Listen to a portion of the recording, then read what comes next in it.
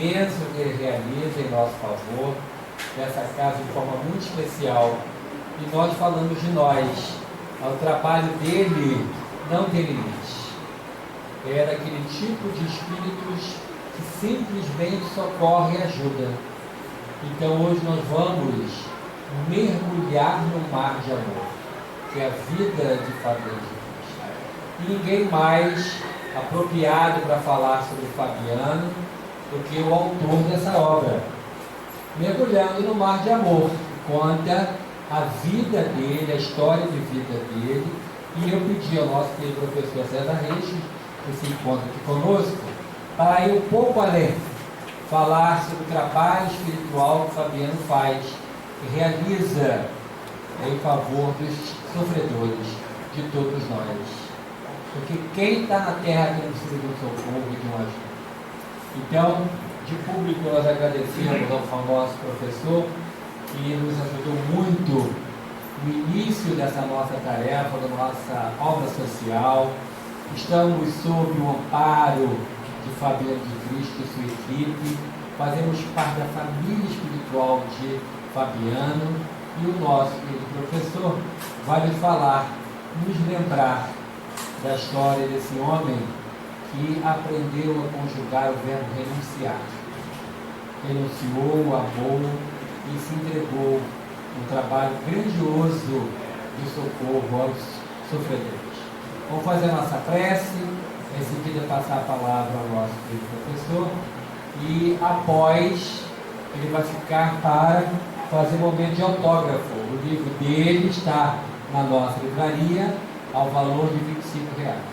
Convidamos também para todo mundo, quem quiser e puder, é óbvio, e nós estamos torcendo que você possa e queira ficar para almoçar conosco. Temos um convidado muito especial, que não foi embora para a Noruega, ele ficou, o bacalhau está aí, né? E teremos para o almoço o salpicão de bacalhau, que é uma receita assim, inconfundível, né? O nosso Jurandir, que é o nosso presidente, tiveram recentemente lá na Noruega, trouxeram para a gente essa receita, então vamos ter no nosso almoço isso.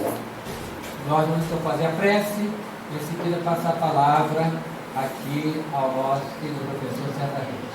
Vamos orar. Senhor Jesus, muito obrigado, querido Mestre Divino, pelas bênçãos imensas que são derramadas sobre nós nesse momento. O Senhor que nos ensinou, quando 2 ou mais estiverem reunidos em meu nome, aí estarei. Aqui estamos, Senhor, para falar do servo de Deus, do nosso querido Fabiano de Cristo. Abençoa o nosso professor César Reis, para que ele possa ser o portador da palavra que consola nesse mundo tão sofrido que vivemos. E que possamos mergulhar no mar de amor durante esses minutos do estudo da manhã. Se conosco, guia-nos hoje sempre. Que assim seja, graças a Deus. Professor César Reis, com a palavra, por favor. Bom dia, meus amigos, pessoal. É um prazer enorme estar aqui com vocês, retornando a essa casa.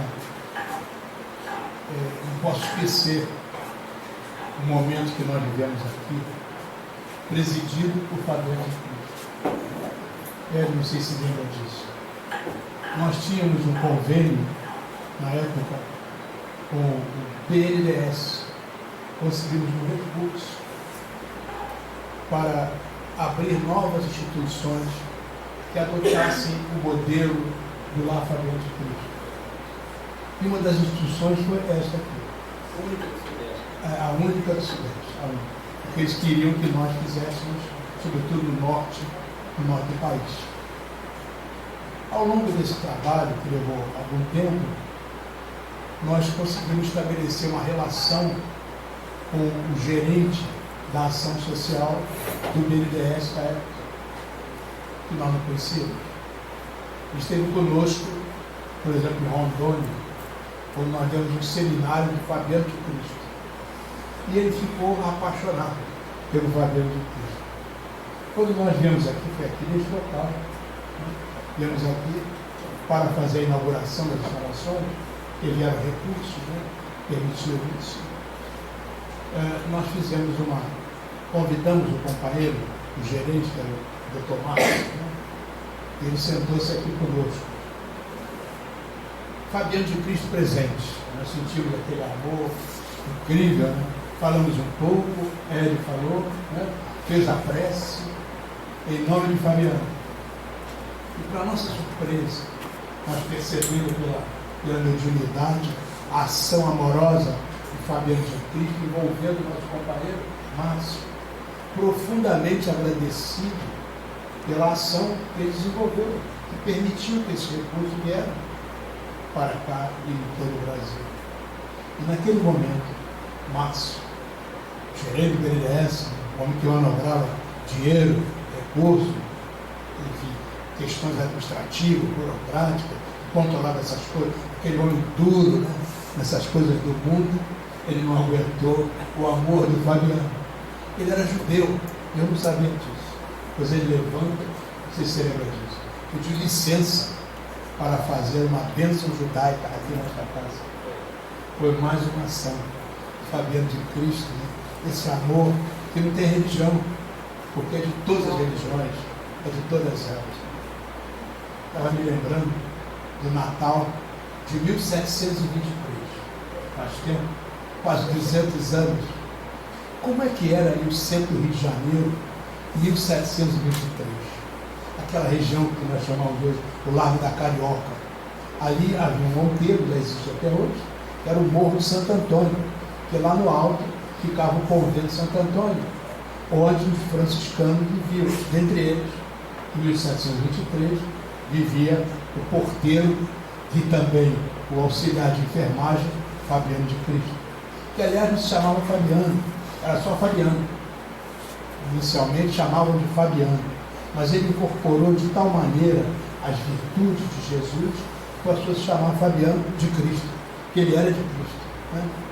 Pois em 1723, aquela região ali do Largo da Carioca, onde ficava esse morro, e lá no alto, o convento de Santo Antônio, é uma região muito insalubre. Havia ali embaixo, onde hoje onde está a estação do metrô, aquela região por ali, havia ali embaixo um pé de um pântano, que de vez em quando a maré enchia e o mar chegava até ali, aquilo se enchia d'água, chamavam de boqueirão. Mais tarde chamou-se boqueirão do passeio, até hoje mais adiante o passeio público. Ali era um lugar muito insalubre, porque jogavam ali da cidade, que naquela época era basicamente no centro ali, jogavam ali os dejetos. Então aquilo era um mau cheiro, era uma coisa horrorosa, entendeu? E lá no alto viviam os franciscanos. Mas naquele ano, 1723, Fabiano de Cristo lembrou-se, exatamente há 500 anos atrás, em 1223, Francisco resolveu fazer um presépio vivo. Foi a primeira vez na história da humanidade em que se montou um presépio vivo em Grécio, no interior da Itália. Francisco disse: vamos comemorar o Natal de Jesus com um presépio vivo. E assim Francisco convidou as pessoas, o burrinho, o neném, a criança, e fizeram aquela festa bonita em 1223. Isso passou a história que contam de Francisco, o pobrezinho. Em 1723, 500 anos depois, o nosso franciscano Fabiano disse: vamos fazer um Natal como fez Francisco. E aí ele avisou as pessoas, enfeitaram o morro de cima, né? Botaram aquelas bandeirinhas, botaram aquelas velas acesas, coloridas, e se preparou tudo. Fabiano arranjou lá um burrinho, arranjou uma res pequenininha, os animais, montou assim aquele recanto onde o neném ia nascer, arranjou um casal com uma criança pequenininha, estava olhando a criança, estava me lembrando dessa história nesse momento. Né? A criança pequenininha e a mamãe amamentando, coisa linda. E aí o povo todo soube disso. E todo mundo amava Fabiano. Fabiano, ele era pequeno, troncudo, tinha as pernas muito inchadas, sofria de uma doença há muitos anos. Havia feito em 1716 uma cirurgia a ferro e fogo no joelho. Ele manquitolava, andava com dificuldade, mas era um amor vivo, era um amor ambulante. Onde ele chegava, as coisas se modificavam, porque ele tinha esse perfume amoroso do ser integrado com Cristo. Então as pessoas amavam Fabiano. Fabiano saía com dificuldade muitas vezes, descia aquele morro com muita dificuldade, levava sempre uma moringa. E lá nos fundos do morro existia uma pequena fonte de água. Ele todo dia de manhã enchia a moringa com água, arranjava uns copinhos, dava primeiro para os doentes que estavam ali no convento de Santo Antônio. Depois ele descia, manquitolando, com extrema dificuldade, ia procurar os pobres, mais pobres, que viviam na periferia ali daquele centro tão pobre da cidade daquela época, e distribuía as aguinhas. E mais do que isso, juntava as crianças e cantava, e com uma voz bonita, tá vendo? Uma voz de lusitano português, aquelas canções do leite do interior de Portugal. Ele cantava e dançava com as crianças, mesmo com as pernas inchadas.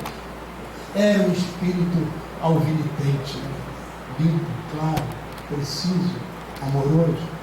Mas em 1723 ele resolveu fazer o tal Natal, o presépio vivo.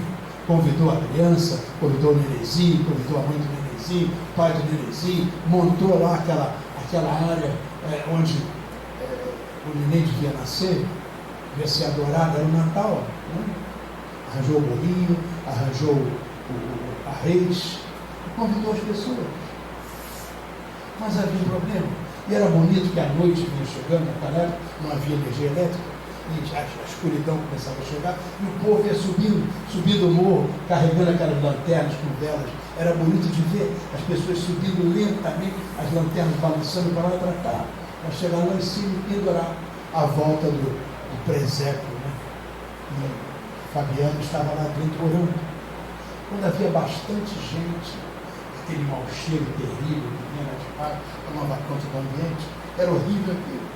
Então Fabiano sai de dentro da sua cela, diz: vamos rezar para o menino Jesus, para que todas as pessoas possam ser simples e humildes, com a manjedoura, a fim de que Jesus possa nascer no coração de cada pessoa. Eram as coisas que ele fala: Jesus nasceu no coração de cada pessoa. E quando ele estava fazendo a prece, naquela época no Rio de Janeiro, além desse lugar assim, mal cheiroso, onde eles viviam, ali não muito distante, estavam os engenhos. Naquela época havia muita produção de cana no Rio de Janeiro, e havia muitos engenhos. Acho que até hoje existe lá o engenho da Rainha, o Realengo, que é o Real Engenho, né? Vários subúrbios, né? O engenho de dentro, o engenho novo, o engenho de fora, são os engenhos daquela época. Na verdade, isso vem daquele tempo. E ele se produzia açúcar, produzia cana, né? Calda de cana. Mas naquele momento em que Fabiano estava fazendo aquela prece, uma nuvem começou a se formar em cima do morro de Santo Antônio. Uma nuvem esverdeada. E na hora da prece, quando Fabiano diz: nós temos que nos tornar humildes e simples como a manjedoura, para que o menino Jesus possa nascer no nosso coração. Naquele momento começou a chover. Era uma chuva verde, fininha, cheirosa, perfumada, com cheiro de caldo de cana.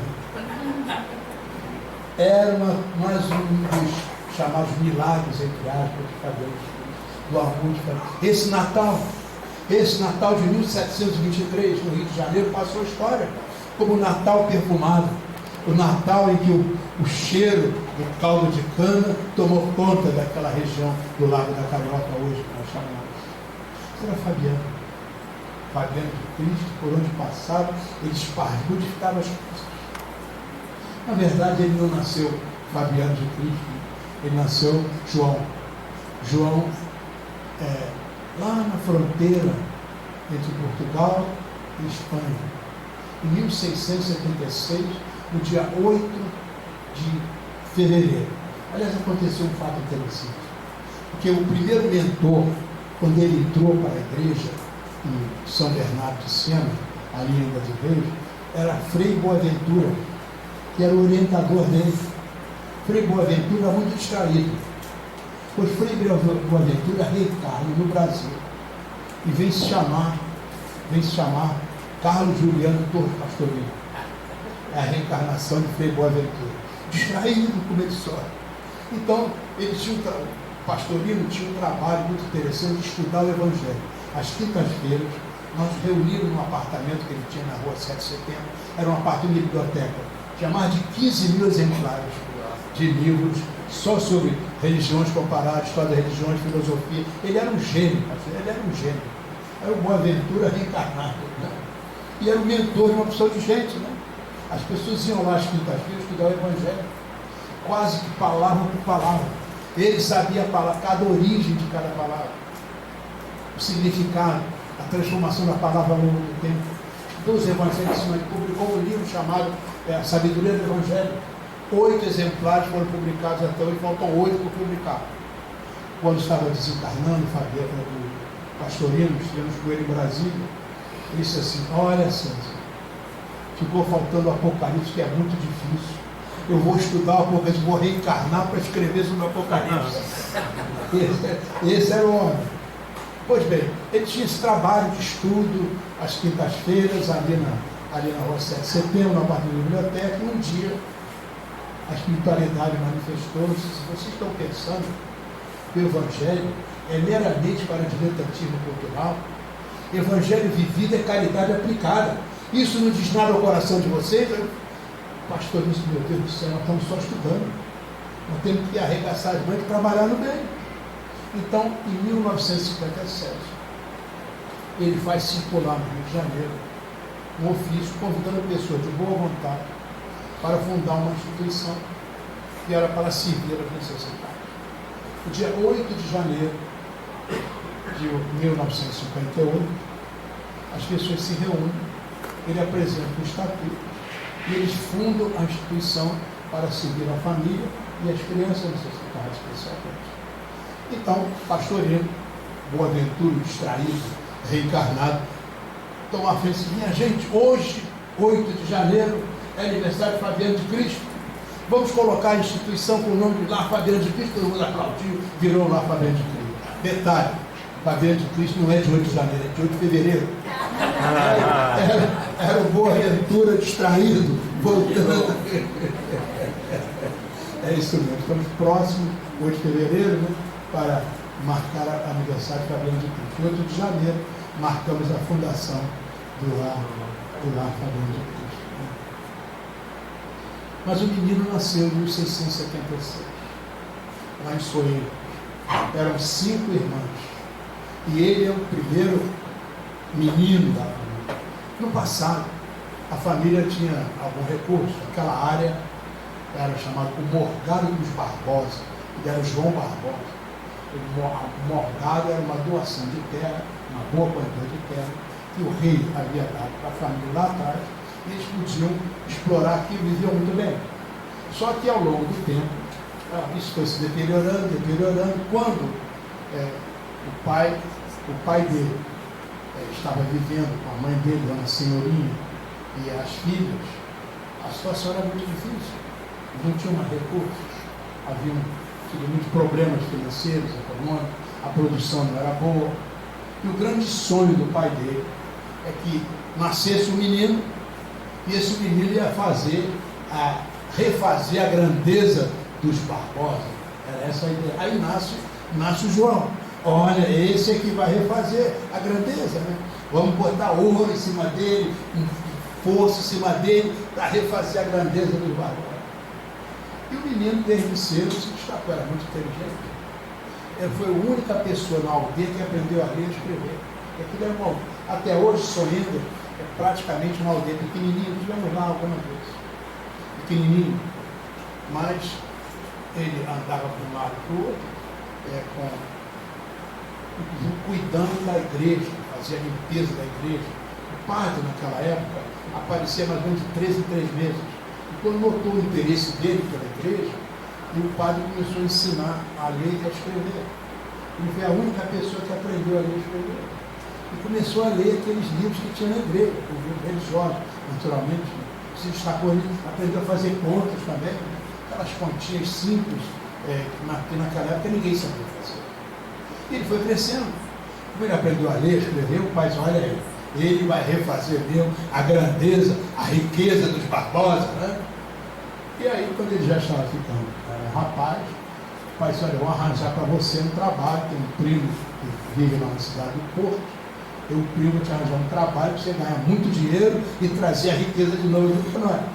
E então, eles foram de carroça, quase cerca de 100 quilômetros de Sorema até a cidade do Porto. Levaram alguns dias de carroça, chegaram lá e ele começou a trabalhar na alfândega na cidade do Porto. A cidade do Porto era uma cidade muito importante na época, porque vinha do interior os chamados vinhos, os vinhos do Porto, né? Então vinham aqueles rabelos, aqueles barcos que traziam lá do interior os vinhos. Os portugueses viviam nessa época com extrema dificuldade, porque Portugal era muito rico, graças às riquezas que levavam do Brasil para cá. E a maior riqueza da época era o açúcar. Eles aprenderam a tecnologia da produção do açúcar a partir da cana, e Portugal tinha praticamente o monopólio da venda do açúcar na Europa. Como tinha o monopólio, eles colocavam o preço que bem entendiam, ganhavam muito dinheiro. Aqui no Brasil, nessa carro muito tempo antes, os holandeses também vieram para cá. Estabeleceram aqui na região do Recife, no Nordeste, ali, Pernambuco, e aprenderam a tecnologia do açúcar. Como é que faz açúcar? Aprenderam isso. Os holandeses foram expulsos do Brasil pelos portugueses. Só que eles foram para as Antilhas, onde também produzia-se muita cana. E aí eles produziram cana e começaram a vender mais barato que os portugueses na Europa. E a economia portuguesa fundou. Portugal estava passando imensas dificuldades. Mas a cidade do Porto era a cidade onde chegavam os vinhos do Porto. Os ingleses ensinaram os portugueses a fazer o vinho do Porto. E o vinho era vendido com a tecnologia inglesa para o mundo. Era uma forma de riqueza, mas era pequena essa riqueza. Isso comparava a riqueza que chegava graças ao açúcar, que eram os donos do preço do açúcar. Perderam tudo isso. E a situação foi ficando cada vez mais difícil. É quando, nessa época, chega a notícia de que no Brasil havia se descoberto ouro. Né? Olha, quando os portugueses souberam disso, quando os reis souberam disso, começaram a estimular pessoas para explorar o ouro no Brasil, onde eles criaram uma taxação, era o quinto, ou seja, 20% do que era arrecadado tinha que ser para a coroa. E assim, Portugal começou a montar uma estrutura de arrecadação de recursos, estimulando cada vez mais pessoas a virem para o Brasil para batear, né? Tirar o ouro da terra e o ouro da água. E outros que brotaram em quantidades imensas. A notícia que chegava. Naquela época, as notícias chegavam assim pelas pessoas, pelos barcos, né? E muitas vezes chegavam aumentadas muito, né? Então a impressão que tinha que havia rios inteiros de ouro no Brasil, veios inteiros de ouro no Brasil, era uma coisa maravilhosa. Então, nessa época, o rapaz João Barbosa estava na alfândega da cidade do Porto, quando chegam essas notícias, né? Os barcos trazem notícias. Também trouxeram notícias que os reis de Portugal estavam facilitando a criação de empresas que explorassem o ouro lá. Mas o jovem Barbosa, que trabalhava com essas questões, sabia escrever, sabia fazer conta, etc., ele teve uma ideia, porque também chegavam as notícias de que o Brasil era uma terra bravia, havia muitos animais, muitas cobras, as pessoas morriam de fome, e o pessoal só pensava no ouro, não pensava em mais nada, então não levavam coisas lá para o meio do mar, e assim passavam fome, tinham dificuldade. No Brasil não se produzia nada nessa época, nada, era proibido produzir. Então ele teve a ideia de criar uma empresa que levasse de Portugal para o Brasil embutidos, queijos, vinho, né? Coisa de comer que não estragasse, e ainda couros, como cintos, botas, né? Sapatos, roupas. Ou seja, era uma empresa de importação, né? Que eles iam colocar para vender essas coisas, trocar essas coisas no Brasil. E assim organizam uma pequena empresa e ele vem para o Brasil, junto com os companheiros dele, para a montagem dessa organização administrativa aqui no nosso país. Quando o navio chega, assim na entrada da Barra, da nossa Barra aqui, do Rio de Janeiro, o coração de João disparou, porque ele viu o rendilhado das montanhas, as cores, ele sabia que ele já tinha visto aquilo de alguma maneira. Depois nós soubemos por quê. Porque, na verdade, Fabiano de Cristo é a reencarnação de um grande nome da nossa cultura, do nosso pensamento, José de Anchieta. Então, José de Anchieta que volta. Mais tarde, os benfeitores disseram assim: anteriormente, você passou por aqui, escrevendo poemas na areia, era o que fazia José de Anchieta. Agora você volta para escrever um poema no coração dos homens, como Fabiano de Cristo. É isso. Então o coração dele disparou. Ele sabia que tinha alguma coisa extraordinária ali, que nesse momento ele não era capaz de descrever, de definir. Então ele vai para a cidade do Rio de Janeiro, inicialmente, tem um amigo ali, que é uma referência, e em seguida vai para Paraty, aqui no estado do Rio, porque Paraty era o local de onde partiam o caminho do ouro. Havia dois caminhos do ouro. Um saía por Juiz de Fora, na direção que é outra, que era muito mais distante, e o outro muito melhor, que era por Paraty.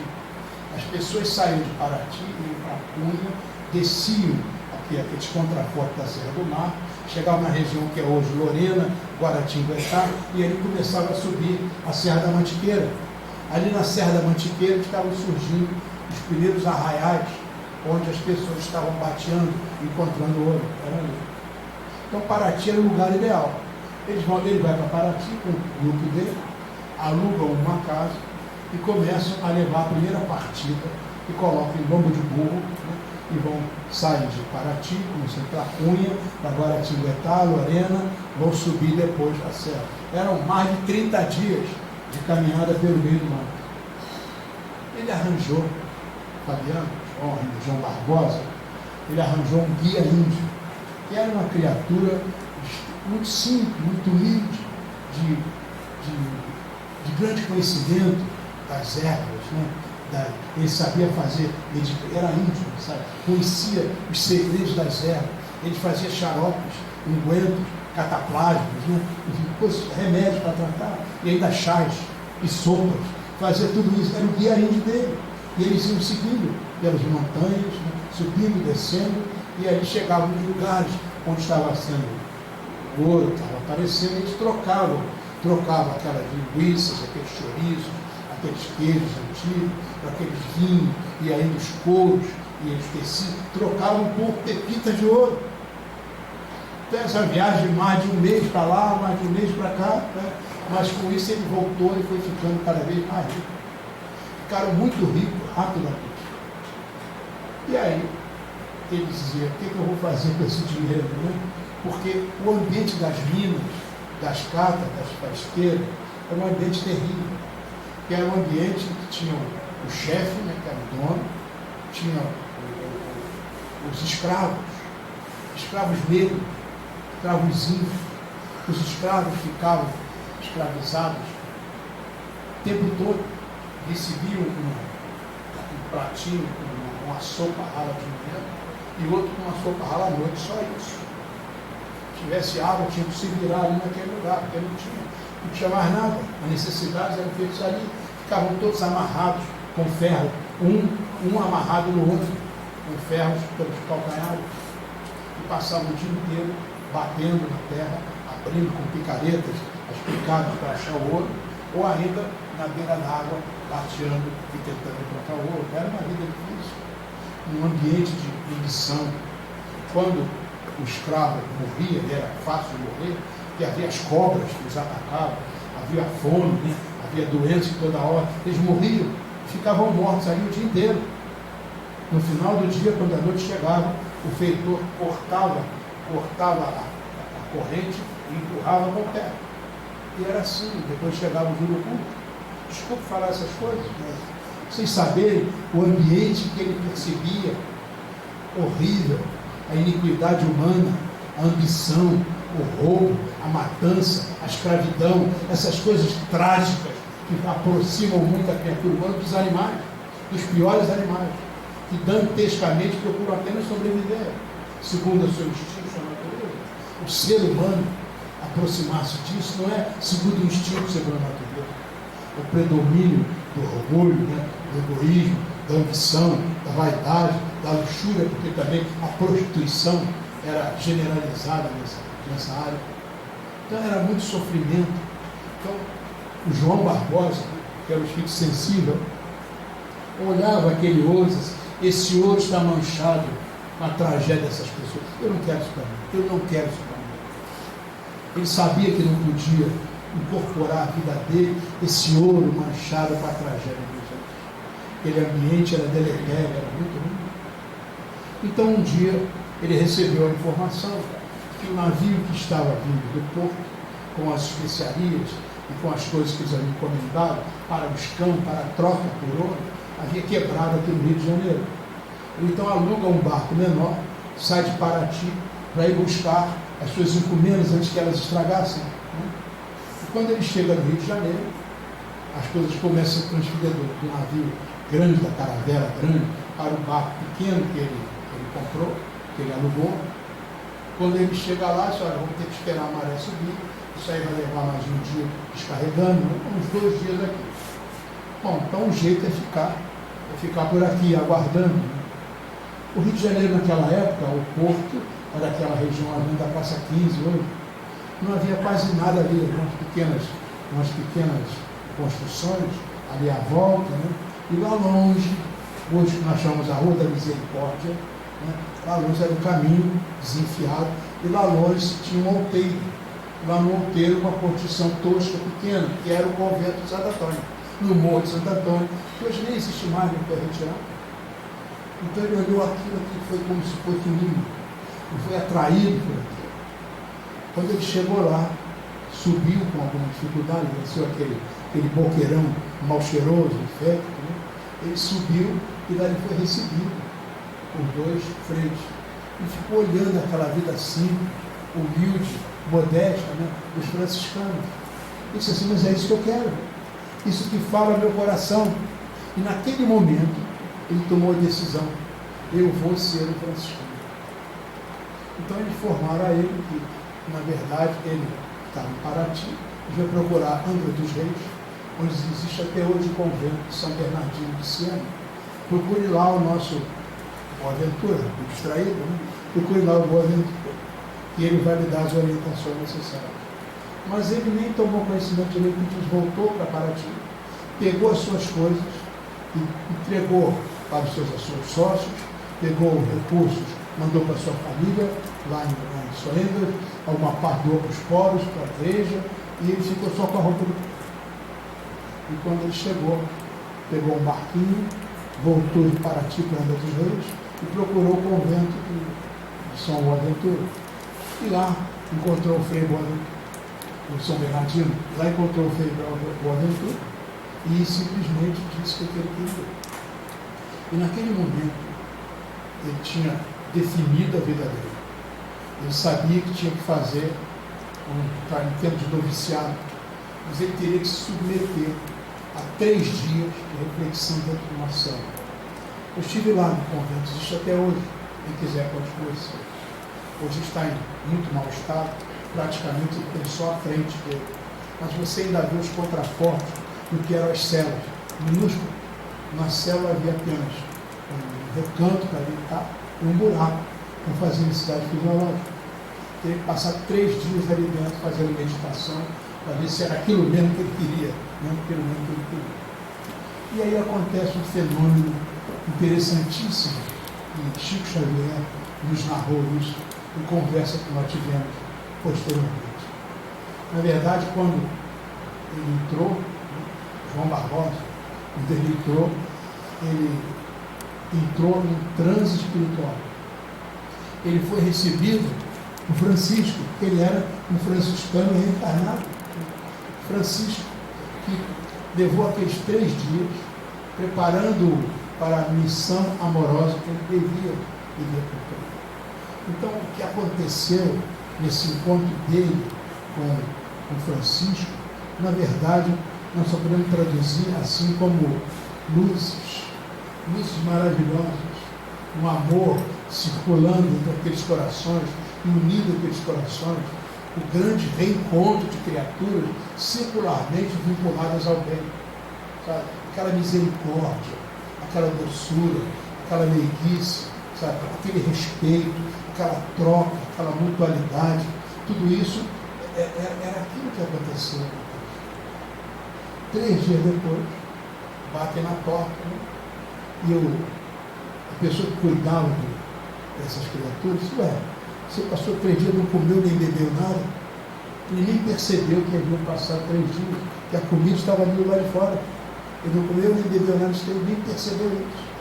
Porque o alimento era totalmente espiritual, não precisava de mais nada. Quando ele saiu dali, as pessoas olhavam para ele e perceberam que havia alguma coisa diferente naquela criatura. Havia alguma coisa diferente. Né? Então ele começa, recebe a chamada estamene, né? Aquela roupa, e onde é preciso que se faça um ano inteiro de noviciado. Ele começa ali como servente, porque como ele não tinha estudos avançados, ele não podia exercer funções mais avançadas, funções superiores na estrutura da igreja. Então ele era servente, ele ajudava na cozinha, ele ajudava levando os dejetos, ele ajudava fazendo faxina, era isso que ele fazia. O tempo todo era esse trabalho que ele fazia. Mas ele dizia assim, sempre, foi Chico que me contou.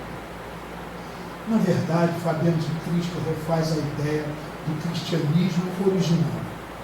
Os primeiros cristãos, eles eram os cuidadores.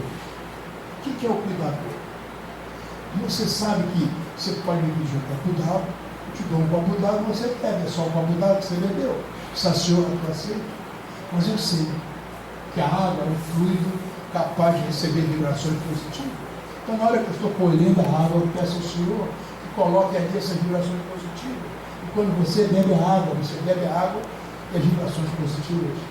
Então, você não é mais um garçom que deu água, você é um cuidador. Esse é o espírito perfeito e profundo do cristianismo. O cristianismo nos pede que nós sejamos cuidadores, um cuidar do outro. Quando você está fazendo comida, você simplesmente pode cortar aquelas coisas, botar no fogo, botar sal, botar, enfim, os temperos, faz a comida e a pessoa come, você é um garçom. Né? Mas você sabe que aqueles vegetais, aqueles fluidos todos que estão ali, podem receber vibrações superiores. Não está fazendo a comida, pede ao Senhor que coloque ali. E simplesmente a pessoa come a comida e come aquele fluido positivo. Era esse o espírito de Chico Xavier. É esse o espírito do cristianismo nascente, que depois foi deturpado por uma série de outras questões que não nos interessam. Mas Fabiano, como Francisco, eles expressavam intrinsecamente essa maneira de ser. É o cuidador. Então ele fazia faxina, mas ele era o cuidador. Ele ia trocar água, mas ele era o cuidador. Ele ia trocar as coisas usadas, ele era o cuidador. Então essa visão do cuidador, aquela pessoa humilde, simples, generosa, que não titubeia em colocar sempre um bom pensamento naquilo que fala para o outro, naquilo que serve ao outro. Esse é o espírito do cristianismo profundo. O que se pede, como chamamos de espiritismo, o cristianismo rede vivo, é que nós todos, aprendizes do espiritismo, sejamos capazes de aprender a condição de cuidador, refazer o cristianismo que nasceu logo depois de Jesus, sobretudo com o filho de Alexandria, refazer aquela visão que nós somos irmãos. Então, o que é bom em mim é o que é bom em você. Então vamos cuidar dessas coisas um no outro. As coisas ruins que nós temos são coisas pequenas que devem ser colocadas de lado. É doentio trabalhar nas divergências, enquanto que é saudável trabalhar nas convergências. Isso é sim. O que eu posso, que pensamento bom eu posso dar para você? Essa é a postura do cristão. Era a postura específica de Francisco, era a postura específica de espírito padrão de família de Cristo. E isso, com isso, começou a parecer diferente. Né? Lá no fundo convento, também havia as aguinhas. Ele rezava as aguinhas, porque ele era o cuidador, e as pessoas tomavam as aguinhas, os médicos diziam assim, nossos remédios não curam, mas as aguinhas do Fabiano, essas curam. Curam, porque tem aquele fluido superior, é o amor transformado em remédio, é o grande remédio de todos nós. E ele começou a fazer isso ainda naquele tempo lá em Angra dos Reis. E, portanto, não ficou muito tempo em Angra dos Reis, porque logo o pessoal da capital, da província, que era Convento de Santo Antônio, chamou para que ele fosse trabalhar lá, viver lá. Ele se despediu com tristeza. Estamos começando aí o século XVIII, né? 1704, 1705, se despediu com tristeza de lá e se apresentou aos superiores dele aqui no Rio de Janeiro, onde ele começou a cuidar da porta. Interessante, naquela época, a portaria era um lugar muito importante, porque a cidade era uma cidade difícil, cidade de muitos escravos, muitos bandidos, muito banidos, de ser feitor de escravos, né? De dono, de nobres. Era uma cidade assim, Rio de Janeiro. E aí lá na porta do convênio, batia o escravo, me protege, me ajuda que eu consegui fugir. Batia o índio, me protege, me ajuda que eu consegui fugir. Mas daqui a pouco vem o feitor, eu quero saber onde é que está o índio, porque ele fugiu. E viu os doentes, os miseráveis, porque não tinha nada nessa época. Havia Santa Casa de Misericórdia, havia Santa Casa, mas com extrema dificuldade, incapaz de atender a todos. Então ali, logo, tem um camarada lá, ele pega umas aguinhas e ele bota numa moringa. Se vocês forem hoje ao Convento de Santo Antônio, a moringa está lá até hoje, a moringa do Fabiano. Os copinhos que ele usava, os copinhos de argila, pequeno, estão lá até hoje. O corpo do Fabiano está enterrado lá. Acharam o corpo do Fabiano já no nosso século. Acharam o corpo dele lá, no século XX. E aí, essas relíquias ainda estão por lá, vocês podem encontrar. Mas ele pegava aquela moringa, botava água e assim duas pessoas fossem curadas. Então, aos poucos, ele era o porteiro. Uma função difícil, porque o porteiro tinha que ser competente para receber o foragido e atender, e para receber o dono do foragido, né, que era o feitor do escravo, o nobre, né, as pessoas poderosas que queriam receber alguma coisa, e ele tinha aquele olhar, aquela doçura, aquelas mãos que se estendiam, aquele abraço que ele dava, né, e eu não tenho nada para te dar, mas eu tenho o meu coração, o meu amor, o meu olhar, o meu sorriso, o meu pedido ao Senhor. Isso é tudo. Com o maior amor, com a maior boa vontade. Era assim, Fabiano. Recebia tudo dessa maneira. Chegava lá o feitor, cheio de ódio, né? E aquele ódio era desmanchado pelo carinho, pela ternura, né? Por aquela palavra doce, meiga, suave. E logo, essa coisa se espalhou. Né? O pessoal, o Convento de Santo Antônio, as pessoas batiam, todo mundo ia para lá. Você era o porteiro.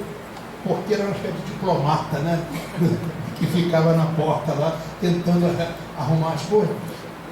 Além disso, como ele tinha essa capacidade curadora, inexplicável para a maioria das pessoas, ele simplesmente foi levado para trabalhar na enfermaria. E era incrível, porque ele ficava ao lado dos doentes o tempo todo. Era dia, ele não dormia, ficava o tempo todo ali para ajudar as pessoas. Quando as pessoas melhoravam, ele tinha mais algum tempo disponível, ele enchia a moringa e descia, ia trabalhar com as crianças, lá embaixo, cantar e dançar com aquela voz de português, aquela voz melodiosa, gostosa, agradável, e as crianças dançavam com as canções de roda. Ele amava as canções de roda, que aprendeu lá em Soemes e lembrava sempre disso. Cantava com as crianças, dançava e depois voltava, manquitolando com dificuldades imensas. Um pouco antes dele ir para o convento, ele foi procurado pelo guia índio dele. O guia índio foi aprisionado, porque ele era livre. Depois que o Fabiano saiu, ele entrou para o convento, em São Bernardino, na Angra dos Reis, ele ficou disponível. E ele achou lá um grupo onde acreditou que poderia prestar serviço. Mas era um grupo de pessoas que estavam dominando a questão do ouro. Ele foi preso. foi escravizado e teve que começar a trabalhar como escravo. Eu não gostava disso naturalmente, porque eu tinha acomodado.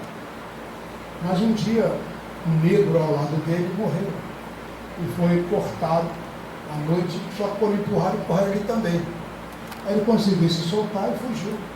Fugiu e foi lá no convento pedir ajuda ao Fabiano de Cristo, em Angra dos Reis. O Fabiano de Cristo levou ele para o Rio de Janeiro. Quando chegou no Rio de Janeiro, conseguiu um emprego para ele, através de um amigo, para que ele pudesse levar coisas lá para o convento, levar detritos, etc., lá para o convento, e ainda os alimentos que iam sustentar lá o convento. Então, esse guia índio, esse guia índio participou muito da vida dele. Ajudou ele a fazer, como eu disse, os xaropes, os ungüentos, as cataplasmas, e os remédios, que além de tudo ele colocava aquele ingrediente do amor, ele pedia ao alto, e por isso curava a opção de gente. Esse guia índio reencarna depois no Brasil. Eu já falei da reencarnação do Boaventura, o distraído, como pastorino. Agora eu vou falar do fundador, além do pastorino, fundou o Lavrador de Cristo. O pastorino, como disse, era o distraído, era o estudioso, era o intelectual, era o filósofo, mas precisava de alguém que fosse mão, trabalhasse. Esse alguém reencarna, é o velho índio, reencarna no Brasil, se chama Jaime Hollenberg, o coronel Hollenberg.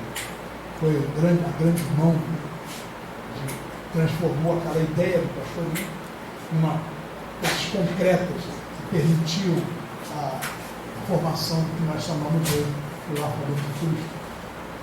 Ele tinha uma formação também ligada aos números. Ele montou uma instituição que gerava os recursos que existe até hoje. Essa ideia existe até hoje. Há uma instituição que gera recursos que sustenta o Lavrador. Até hoje o Lavrador de Cristo recebe por mês mais de 4 milhões de reais dessa ideia. Todo mês chega esse dinheiro e sustenta pelo menos a 60 mil pessoas no Brasil inteiro. Isso é obra de Fabiano. É a ideia do Fabiano, o conselho Fabiano. Foi traduzido pelo Chico Xavier, depois por Divaldo Franco, por outras entidades que vieram se colocar, mostrando de que maneira essas coisas deviam funcionar. Toda uma modelagem para que o trabalho pudesse existir. Quando Fabiano de Cristo desencarnou, em 1743, ele já estava com 71 anos.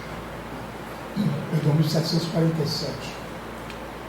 17 de outubro de 1747. 71 anos. Aquelas pernas inchadas, aquele joelho que tinha sido operado a ferro e fogo, uma corcova dura e pesada, aquelas subidas e descidas, a coluna toda comprometida, mas servindo. Ele fica muito doente e ele pedia, quando os médicos iam lá cuidar das feridas dele, ele orava e pedia, porque as feridas eram mal cheirosas, as pernas muito inchadas, aquelas feridas imensas, aquele mau cheiro terrível.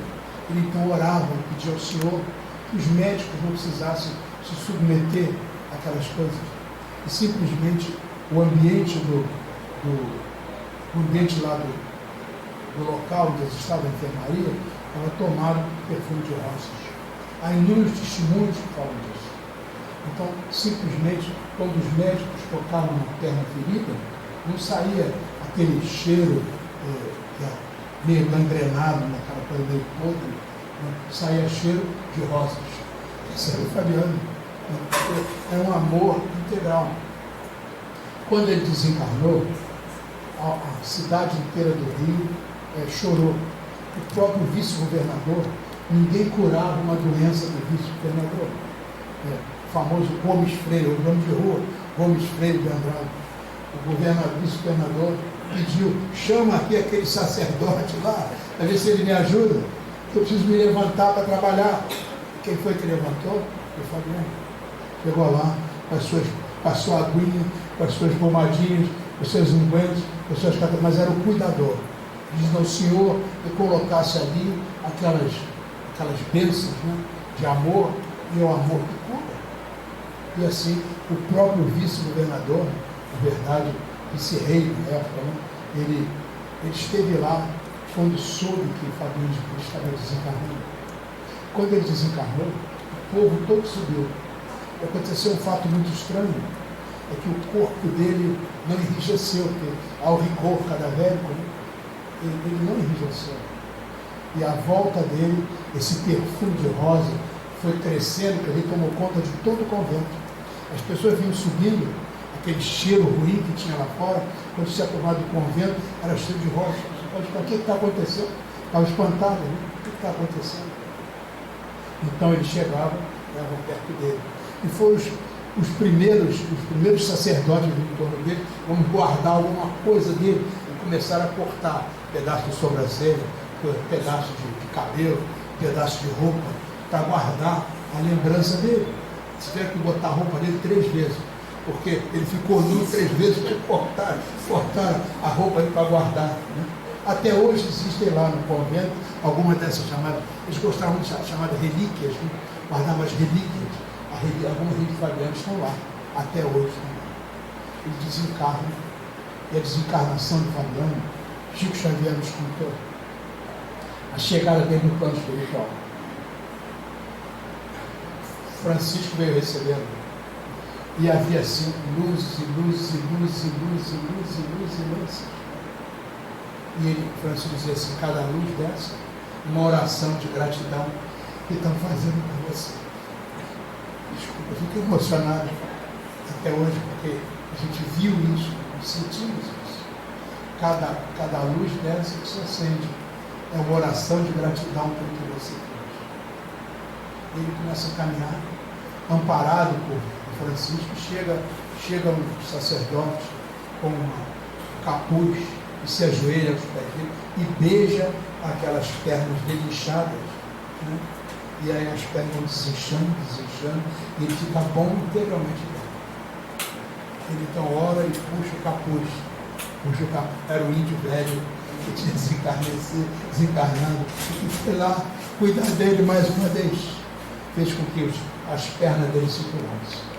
Francisco corta o cordão de prata, né? Eles volitam, e aquela multidão de luz avança na direção que a gente não imagina, que não somos capazes de compreender. Algum tempo depois, Jesus chamou o mentor do Brasil e disse: nós vamos deslocar aos poucos a civilização do mundo para o Brasil, que passará a ser o coração do mundo e a pátria do mundo. Nós precisamos colocar nesse Brasil, que vai ser uma diretriz nova para o mundo, nós precisamos colocar os modelos de amor. E é nesse momento que Fabiano de Cristo é chamado para construir aqui um modelo de amor que se espalhasse em favor de todos os brasileiros, que pudesse levar alguma coisa para o resto do mundo. Esse modelo de amor é o lar Fabiano de Cristo. O encontro de Ismael com Fabiano é uma coisa absolutamente emocionante. Nós escrevemos um livro onde isso está descrito em detalhes, chama-se A Espiritualidade e a Obra de Fabiano. Que Ismael prepara Fabiano de Cristo para a montagem desse programa de amor. Estabelece os padrões em que ele deve funcionar, que eu vou falar daqui a pouco a vocês. Os parâmetros que devem vigorar nesse processo educativo. Então, o Brasil, a tendência é ter um orçamento cada vez maior nesse processo educativo do bem. Isso virá. Vai levar anos, porque o nosso tempo corre diferente do tempo da espiritualidade. Mas nós estamos caminhando para que aqui seja o coração do mundo e a pátria do mundo de Deus. Uma nova era vai surgir. E esses padrões vão acabar se estabelecendo. Eles já estão aqui.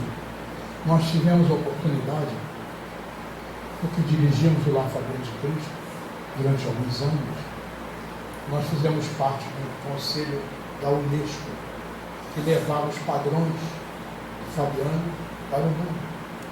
Estivemos em muitos países miseráveis do mundo. Tivemos a posição de conhecer a miséria do mundo. Vocês não podem imaginar. Miséria da África, miséria da Ásia, vocês não podem imaginar. assim como a miséria do Brasil, que nós temos por aí fora, absurdo, essas diferenças absurdas entre as pessoas, aqui em São Gonçalo, você vai por aqui, a iniquidade dos homens que permite que hoje outras criaturas vivam em condições absurdamente infelizes, sem mínimo de condições de sobrevivência decente. Mas isso é um processo de construção.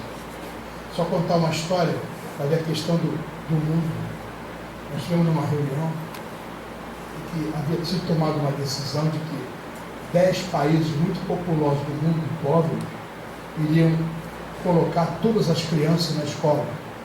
Isso é orientação fabiana. Colocar as crianças, educar as crianças. Educar, dizia Fabiano. Educar e orientar a direção do bem. É muito mais do que ensinar nome, data, forma, educação possível. É orientar a direção do bem. Então, essa orientação à direção do bem, 10 anos antes, nós tivemos a oportunidade de falar para esses países do mundo, do Brasil, os países da Angola, da Índia, do Paquistão, muitos países, sobre a questão do bem, educar, orientar a direção do bem. Era Fabiano, os seus parâmetros. Quando terminamos essa conversa, 10 anos depois, houve uma reunião para levantar o que os países fizeram? Colocar as crianças na escola, education for all, educação para todos, né? Colocar as crianças na escola. E aí nós vimos que os piores resultados estavam com um país chamado Paquistão. E por incrível que pareça, o Paquistão é uma miséria, uma miséria incrível. E aquele monte de pessoas na rua, aquelas pernas inchadas, abertas, mostrando para as pessoas, aquelas crianças com aquelas barrigas imensas, os vermes saindo por todos os furos do corpo, aquela tragédia, pele e osso. Paquistão.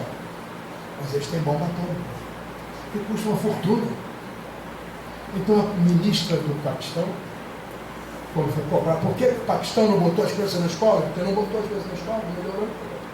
Ela levantou para a senhora, uns 70 anos, 70 anos. Ela disse, nós tínhamos feito um orçamento para colocar as crianças na escola. Mas o inimigo era a Índia. E o primeiro-ministro da Índia estava sentado ao lado dela.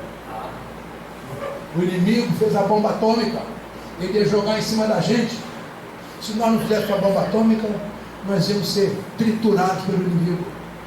E aí o dinheiro das crianças foi fazer a bomba atômica. Nós choramos nessa reunião. E quando você olha para o primeiro-ministro da Índia e para a primeira-ministra do Paquistão, olha a cor deles, olha a pele deles, olha o cabelo deles, é a mesma etnia, é a mesma coisa. Eles eram um país só. Mahatma Gandhi, tentando arrumar as questões na Índia, viu que havia uma diferença religiosa tão grande, eles não conseguiriam conviver. Então ele propõe a criação de um país chamado Paquistão, para que os muçulmanos pudessem viver em paz, e os indianos pudessem viver em nome da paz. Se organizou os dois para em nome da paz, um faz a bomba, o outro faz também a bomba. Em nome da não paz, eles fazem essa coisa terrível, esse espetáculo dantesco. Mas nós estávamos lá, chorando, assistindo essas coisas em nome de Fabiano. Quando terminou aquela reunião do lado de fora nós podíamos levar alguns livros, nós levamos alguns livros em português. Nós tínhamos aquele material da educação do ser integral, da educação do espírito. E vocês sabem que educação em inglês, education, é muito parecido com o nome. E espírito em inglês também é espírito, é muito parecido. E a primeira-ministra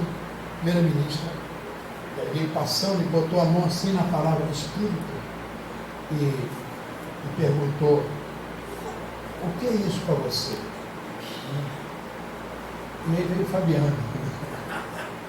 E o Fabiano respondeu para ela assim, o espírito é o beijo de Deus no coração de todos os homens, no seu e no meu.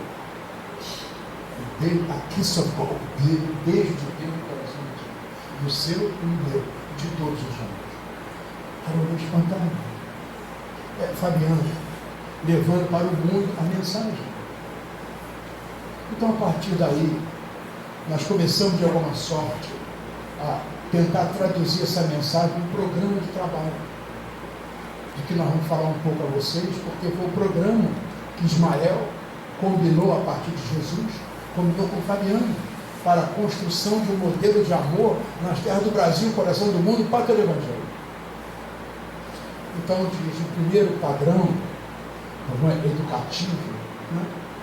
Essa educação para o amor integral, o primeiro padrão é a fraternidade, é a compreensão de que nós somos irmãos, nós somos todos filhos do mesmo Pai, portanto temos uma origem comum, e nós todos vamos voltar para o mesmo Pai, nós temos uma destinação comum que é a perfeição.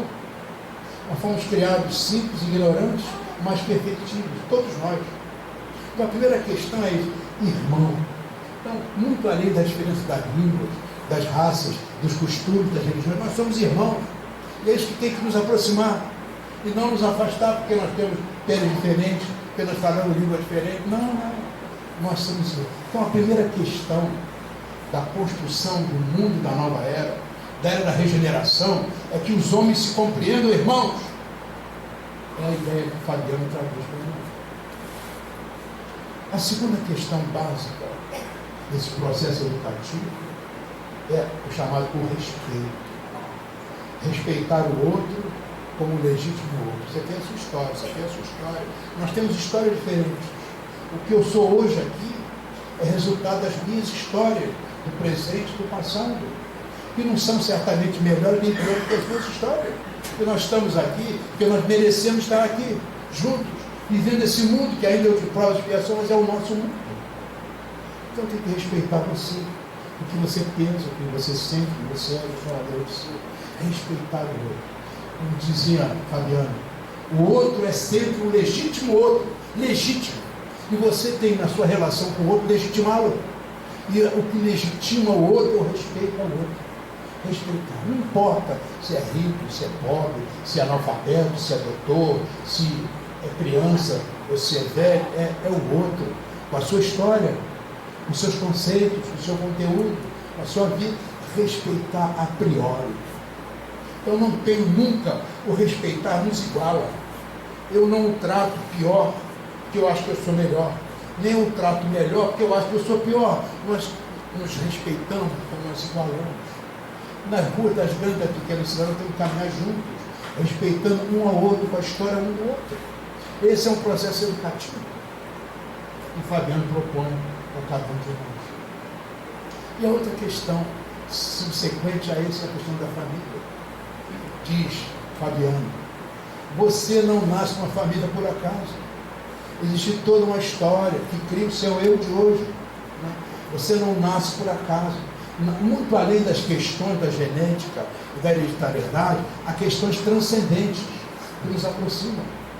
Você está ali, você tem o melhor pai que você precisa, você tem a melhor mãe que você precisa, os melhores irmãos, os melhores tios, nasce no melhor ambiente que você precisa. Que você, existe um processo, diz Fabiano, de otimização da reencarnação. Você renasce com as melhores condições que você precisa para evoluir. Porque você não nasceu para não evoluir, nasceu para evoluir, para se desenvolver, para crescer, e crescer na direção do bem, na direção da luz. Por isso, vamos valorizar a família, tá? Fazer com que esses laços do respeito mútuo, da compreensão, da tolerância, da solidariedade, do equilíbrio, da harmonização, esses laços sejam fortalecidos a cada dia, a cada momento. Pai, mãe, vamos compreender isso com os nossos filhos. Filhos, vamos compreender isso com os nossos pais, com os nossos irmãos, com os tios, com os sobrinhos, com os primos, com os vizinhos, com os companheiros, porque você não nasce nem está ali por acaso. O acaso não existe. Então, essa é a terceira coisa. Para que as pessoas se eduquem na direção do bem, elas têm que partir dessa possibilidade de encontrarem o Deus que elas são. É o que chama-se de autotranscendência. Olha, eu não nasci para tragédia, eu não nasci para ignomínia, eu não nasci para crime, não nasci para usurpação, não nasci para maldade, não nasci para hipocrisia, não nasci para o egoísmo, eu nasci para o bem. Eu sou filho da luz. E a luz alimenta-se de luz. Então, um bom pensamento, um bom sentimento, a boa emoção, né? O sorriso amigo, o abraço generoso, né? A intenção boa, isso é luz. Você não vai obter, de repente, uma luz de Jesus gigantesca, uma luz de Fabiano gigantesca, uma luz de... Você não obtém isso de repente. Porque são milênios de evolução. Nós somos muito mais jovens, e muito mais caídos, certamente. Mas pequenas atitudes de luz, o bom sorriso, o bom pensamento, o gesto, né? A boa intenção, são pequenas coisas. A luz alimenta-se de luz. Como falamos, Fabiano seguindo depois do leito de morte, e as luzes pipocando à volta dele, eram pensamentos amorosos, agradecidos pelo que ele havia feito. A luz alimenta, isso é autotranscendente. Eu sou capaz de produzir um bom pensamento. Eu sou capaz de produzir uma boa palavra, um bom sorriso, um bom abraço. Eu sou capaz. Porque um abraço não são só os braços que se tocam, os peitos que se encontram, mas sobretudo os corações que se doam, que se integram. São coisas de Fabiano, um bom abraço. As aguinhas de Fabiano, o abraço do Fabiano, que não era água, era o amor feito água. Não era comida, era o amor feito comida. Não era um abraço, era o amor feito abraço. Mas é porque ele fazia isso. Ele sabia que ele era um ser divino. Nós todos somos seres divinos, nós todos.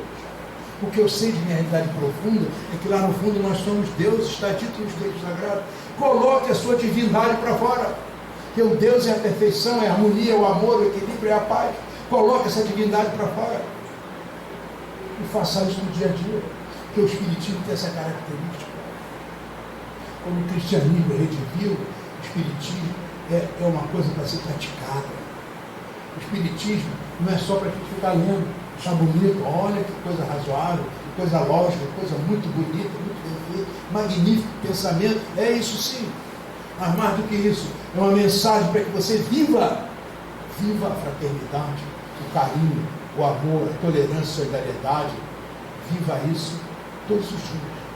Em todos os momentos. Aproveite cada momento para que de você saia a luz que na essência você é. É isso.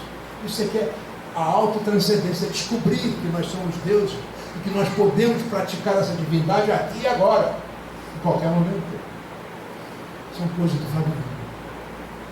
Então ele diz, para que você faça isso, aquele homem velho não pode continuar. Aquele homem egoísta, orgulhoso, mesquinho, maledicente, disciplinado, preguiçoso, ele não pode, ele não é capaz de botar essa divindade para fora. Então você tem que fazer o que a gente chama de reforma íntima, transformação interior. Ou seja, você tem que meditar sobre essa divindade em você, e a partir dessa meditação você substituir aquele homem velho por um homem novo. Mais do que isso, essa meditação vai levar você a um trabalho diário dentro de você, para que aqueles pensamentos ainda nefastos, aquelas intenções ainda negativas, aqueles pruridos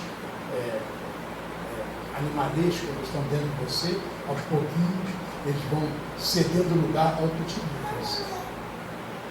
Fabiano falava muito essa questão da meditação, ele fazia muito isso. Ele dizia assim, a oração é uma falação. Na oração você fala para Deus te ouvir. A meditação é o contrário, é uma calação. Na meditação você cala para ouvir Deus dentro de você. Ou você pode ouvir aquele Deus que você é. Então não falam mais dos teus problemas, tuas inquietações, tuas angústias, tuas intenções, tuas maldades. Não fala nada disso, não fala mais. O que fala é o Senhor dentro de você. Para isso você tem que respirar e acalmar. Respirar e acalmar. Fabiano respirava, interessante, no fundo da cela. Ele dizia assim, a gente senta, acalma, fecha os olhos por mundo, esquece todas as coisas.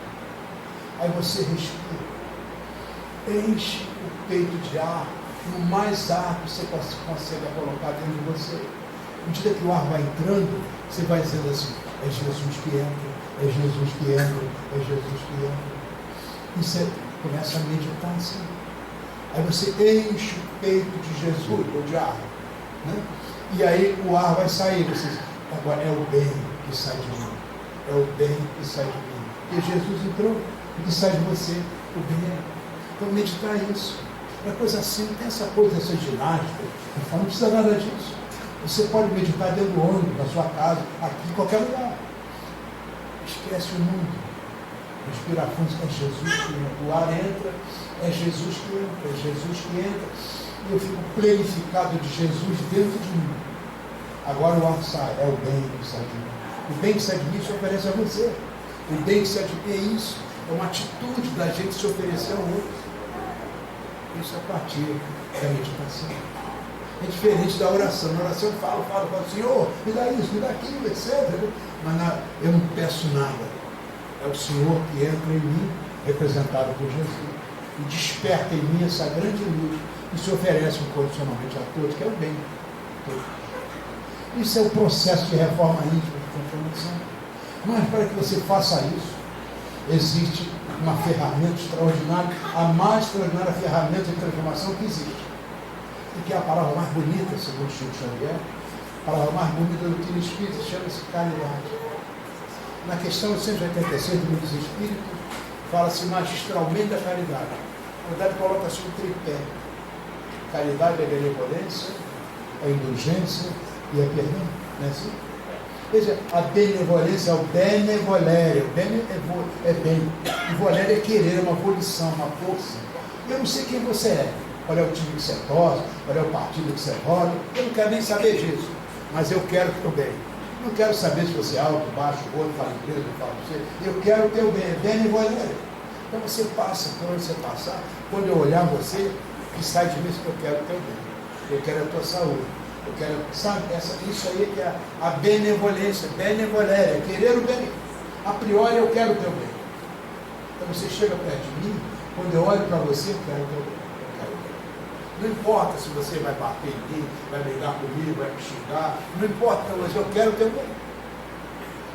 Para fazer caridade, essa volição do bem tem que ser uma coisa proposta, disponível durante todo o tempo oferecida ao outro. É isso.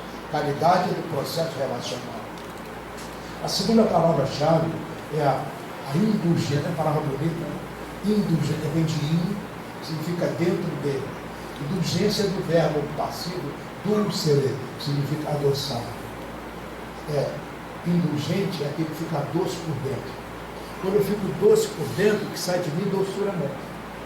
Interessante, Chico Xavier, as nossas conversas, parando, falando, ele falava muito dessa questão da indulgência. Chico Xavier, quando eu tenho tempo, dizia naquela voz, quando eu tenho tempo, que é quase nunca, eu arranjo um jeito de ir ao cinema. Ele gostava de ser, ele filho chato, gostava de ser. Mas o bom mesmo é que do lado de fora tem um pipoqueiro. Aí eu pego a trocadinho e compro pipoca doce. Esse tipo, a melhor coisa que tem é cheiro de pipoca doce. Aí a gente vai lá e senta, fica vendo carrito, e aí fica aquele cheiro de pipoca doce. Pois é, a pessoa indulgente tem cheiro de pipoca doce. Onde você vai sentir aquela doçura, aquela coisa gostosa, agradável estar perto daquela pessoa. Que as vibrações são de harmonia, de equilíbrio, de paz, de serenidade, de amor. Você se aproxima, cada um hoje está demonstrado isso pela ciência. Você carrega o seu campo mental, que hoje pode ser medido, é um campo vibratório. Na verdade, é um somatório dos seus pensamentos, seus sentimentos, suas emoções, seus desejos. Isso fica à sua volta. Tá? Você carrega isso. A pessoa doce, o que é? Carrega um campo mental. Por favor, eu estive perto do Chico, algumas notícias. Privilégio. Você chegar perto do Chico, a doçura tomava conta de você. É uma coisa impressionante. A primeira vez que eu estive no Chico, na verdade, eu morava em Três Corações, e me contar um fato só para ver isso. E eu recebi um convite de Três Corações para minha mulher. Eu vou lá, meu Chico. Mas aí eu não posso ir, eu tenho que estar. As crianças eram pequenininhas, não posso ir. Mas aí durante a tarde ela fez um bolinho pequeno. Eu não posso ir, mas você leva esse bolinho para o Chico. Aí embrulhei o bolinho, né? Embrulhou o bolinho. E nós viajamos 800 quilômetros até chegar no Chico. Aí tinha o centro naquela época, fila enorme, né? Eu entrei na fila. Quando cheguei na porta do centro espírita, senti um ponto de luz. Um ponto, sabe, ponto de perfume? subia, descia, uma coisa deliciosa. Eu me lembrei da indulgência, né? Aquela coisa, aquela doçura. Quando cheguei perto do Chico, era a primeira vez que estava vendo o Chico, né? Chico olhou assim, Sheila já foi te receber lá com a doçura dela, né? Era cheia. Aí eu fiquei gago, né? Primeira vez que eu falar com o Chico, eu não sabia nem o que eu ia dizer, fiquei calado. Aí ele olhou para mim, aquele jeito, disse, pode me dar esse bolinho que a dona Aurinha fez para mim com todo amor? Porque ele sabia o nome da dona Aurinha. Aí, olha, eu fui embora, 800 quilômetros, não dei uma palavra com o Chico, depois eu me dei conta. Porra, eu vim aqui para falar com o Chico, eu não falei nada. Não estou contando isso, você vê a doçura, os milagres que a doçura faz, as bênçãos que o amor produz, sabe? Essas criaturas, tipo Chico Xavier, esse amor, é isso que nós falamos de indulgência. Só que ele está num nível de indulgência muito alto. Vamos colocar a nossa indulgênciazinha para funcionar, fazendo os bolinhos, né? Cuidando aqui dos pobres, né? Ajeitando a nossa indulgência, fazendo isso com carinho, com boa vontade, adoçar por dentro. Quando você fica doce por dentro, não tem mais palavrão, não tem mais xingamento, não tem mais violência. Você está doce por dentro. Quando você está doce por dentro, o que sai de você é doçura. Então, essa é a caridade. Benevolência, querer o bem do próximo. E ficar doce por dentro para poder fazer efetivamente caridade. Então, caridade é muito mais do que dar uma roupa, dar um agasalho. Isso também faz parte. Mas tem que colocar o condimento da doçura, né? O condimento do amor. Isso é que você faz. E, finalmente, a terceira palavra-chave da caridade é o perdão. É de perdonar. Veja esse prefixo per. Persistir, pernoitar, pervagar, né? Esse per da ideia da duração, da continuidade, né? Assim, quando você fala numa coisa de matéria, o perímetro que está à volta, é a continuidade da medição, não é isso? Então, quando você fala perdonária, é a continuidade da doação. Então, é muito mais do que dar, é dar-se. O perdoar é uma doação. Então, é um desafio, porque não é dar alguma coisa a alguém, não é dizer de boca, eu te perdoo, mas eu me entrego a você, eu me dou a você. É isso. São as coisas do Fabiano, para a gente poder entender o que essa criatura magna é capaz de nos ensinar. E quando você passou aí pelos estágios iniciais da fraternidade, do respeito, da família, né? da autotranscendência, da reforma íntima, da caridade, você vai chegar àquele limite superior da criatura realmente educada, segundo esses padrões de Fabiano. Significa consciência. A pessoa adquire estar cônscio dele, ou seja, adquire compreensão da sua responsabilidade. Então veja, hoje, como aprendiz do Espiritismo, como aprendiz de Fabiano, eu me sinto responsável pelo que eu penso, pelo que eu faço, pelo que eu digo. É a consciência. Eu estou ciente de que eu tenho um compromisso. Nós todos que somos aprendizes do Espiritismo, estamos hoje cientes de que a nossa vida como Espírito tem que ser diferente do que era antes. Que agora eu tenho que ter uma postura de caridade, de benevolência, de indulgência, tem uma continuidade de doação, eu tenho que respeitar o outro. Né?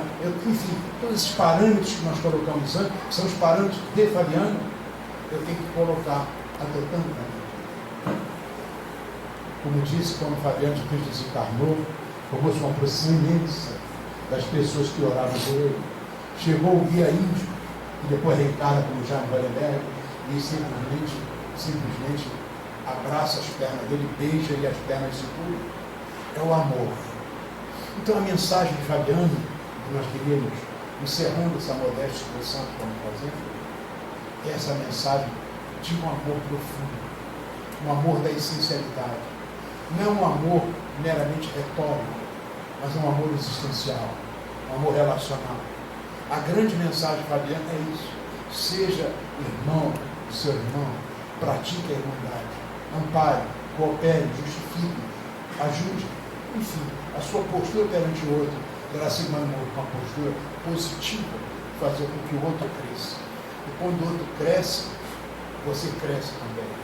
E essa coisa de fazer o outro crescer tem a ver com um dos atributos principais de Fabiano de Cristo, que era a humildade. Ele era absolutamente humilde. A palavra humilde, ela vem do de umbus. Humus era uma lama que ficava, sabe, bem lá do Cópita, lá do Egito, isso, é uma rio que falava no Egito. O rio Nilo sobe, quando ele desce, deixa uma lama. E a partir dessa lama, que fertiliza muito, é possível plantar. Naquele tempo, eles dependiam muito da agricultura, plantar as coisas para viver, porque o Egito eram dois grandes desertos, deserto de areia e deserto de pedra. Pois bem, o rio Nilo era uma bênção, em que depois da enchente ficava aquela lama chamada humus, e a partir dali a terra ficava fértil, você podia plantar e sobreviver graças a isso. De humus veio humildade. Então, humildade é você ajudar o outro a se tornar uma terra fértil, ajuda o outro a brotar, ajuda o outro a crescer, a se desenvolver. Essa atitude, onde Fabiano de Cristo era absolutamente humilde. E até hoje, quando nós pensamos em Fabiano, certamente ele nos ajuda a crescer. Então, que Fabiano de Cristo nos abençoe, que nós possamos, pensando um pouco nele, crescer um pouco mais na direção do bem. Muito obrigado, muita paz a todos vocês.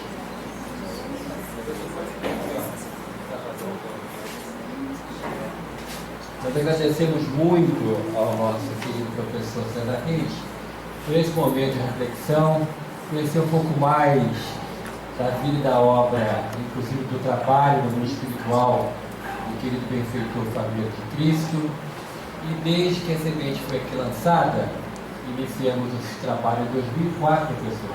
Até hoje, nós contamos muito com a ajuda dele. Nós sentimos, ele nos encaminha família em situação de miséria completa e, recentemente, o público-alvo tem alterado um pouquinho, porque está mandando famílias com miséria moral. Então, temos também situações de pessoas com problemas espirituais gravíssimos que são encaminhados para cá e, com as bênçãos, querido benfeitor Fabiano, estamos trabalhando em favor deles. Muito obrigado, professor, por ter aceito o convite, ter trazido aqui para todos nós esse mar de amor no qual nós estamos mergulhados nessa manhã. Antes da prece, gostaria também de avisar que o professor está aqui à mesa para autografar o livro de autoria dele, que fala sobre a vida de Fabiano de Cristo, e está vendo aqui na nossa livraria, onde você também pode comprar o ticket do nosso almoço, né? Temos uma mesa quase que pecaminosa de sobremesas, né? E a gente deu uma contribuição. Eu, minha mãe e meus filhos fizemos um pavê de pêssegos, que eu vou te contar, a Fabiana iria gostar. Uma receita portuguesa, professor. Uma receita portuguesa, pavê de pêssegos, né? O Jorge já provou, já gostou daquela vez, né, Jorge? Então temos lá em cima também, tem muita coisa gostosa. Tem as tortinhas de limão, que é a marca registrada da casa, feita com muito amor. Então você vai ficar muito bem servido ficando para almoçar conosco, né? Então, lembrando que após a prece, o nosso professor está aqui à mesa para os autógrafos do livro, Mergulhando no Mar de Amor, a vida de Fabiano de Cristo, e logo em seguida o almoço já está servido. Vamos à prece. Querido benfeitor Fabiano de Cristo, a nossa imensa gratidão, porque nessa casa funciona uma célula do seu amor, a ajudar a tanta gente, a socorrer aos irmãos e às irmãs dos teus planos da vida, que aqui vem em busca de socorro e de ajuda. Muito obrigado, querido benfeitor, pela tua presença nesse momento em nossa casa, pelo Senhor estar sempre presente nos corações aflitos que aqui vem, consolando-os, ajudando-os. Benfeitor Fabiano de Cristo, rogamos as tuas bênçãos pelo trabalho que aqui desenvolvemos, em teu nome, e pedimos a tua bondade para que nunca falte o pão nessa casa. Muito obrigado, benfeitor Fabiano de Cristo, e esteja conosco hoje e sempre. Que assim seja, graças a Deus. O nosso professor então está aqui à mesa, o preço é R$ 25 no livro, e muito obrigado por você ter vindo hoje aqui. Muito obrigado.